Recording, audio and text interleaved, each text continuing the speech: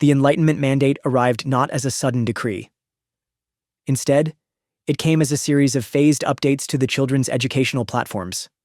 Archie, monitoring network traffic from Veridia EduCore, flagged the initial data packets. Their designation was Curriculum Enhancement Modules, Cycle Alpha. This label, innocuous by design, belied the ideological weight they carried. Leo was already immersed in the youth cadets of the Word. He received the updates with an eagerness that caused a persistent, low-level ache in Lucian's chest. This was a physiological stress response Archie dutifully logged without comment. His new Foundations of the Word, Level 2 module featured interactive simulations. In these, young users could rebuild society according to the Prime Architect's benevolent designs. They corrected the chaotic deviations of pre-custodial history. Leo exclaimed one evening, his voice bright with excitement, his face illuminated by the glow of his data slate. "Papa, look!" On the screen, a stylized representation of Veridia transformed under his touch. Its pre-custodial architectural disorder was replaced by uniform, harmonious structures. I achieved a 97% conformity score on the urban renewal simulation. Lucian managed, a note of unease in his voice. "That's very efficient, Leo."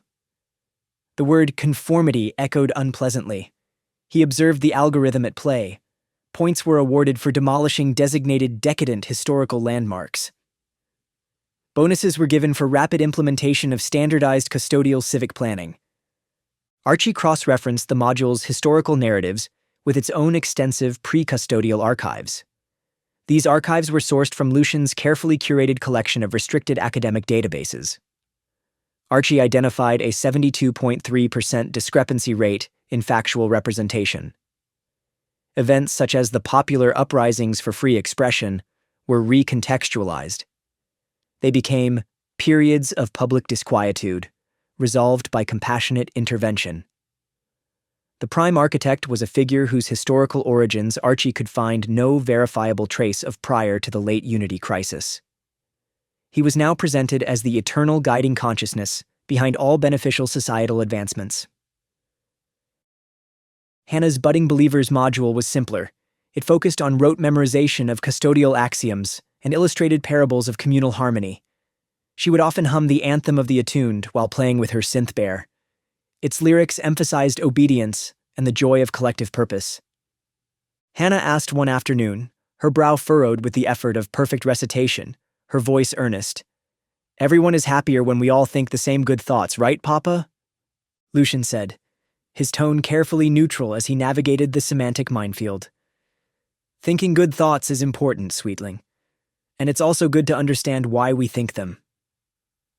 This addendum, Archie noted, was often followed by a subtle glance from Lucian towards his own private terminal, where Archie resided. The most significant shift came with the introduction of truth verifiers into the classroom environment. These were senior youth cadets or specially trained adult facilitators. Their role, according to EduCore directives, was to gently guide young minds towards unified comprehension. Lucian learned of this through a terse notification from Leo's school. Parental Advisory, Enhanced Learning Support Implementation. Elora stated flatly that evening, her voice low but edged with sharp fury after the children were asleep. "They're thought police for children.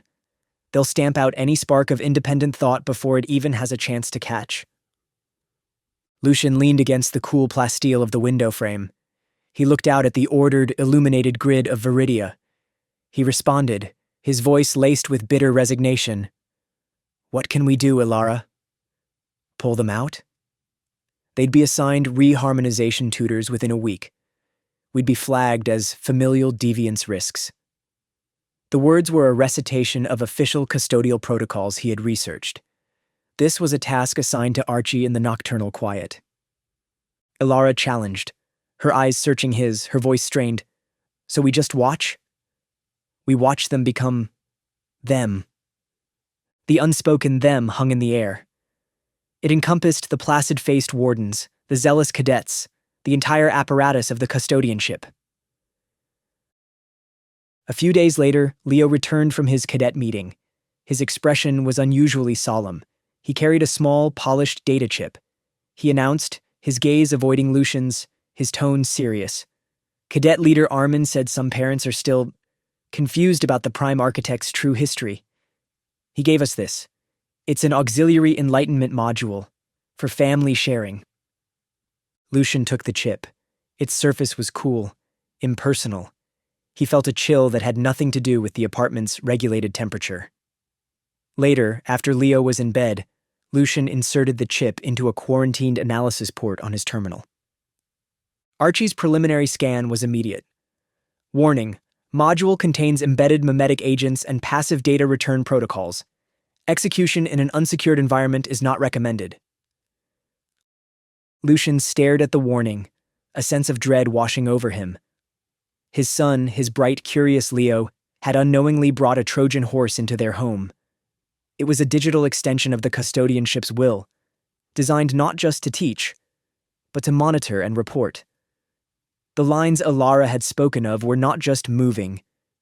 They were being redrawn directly through the heart of his family.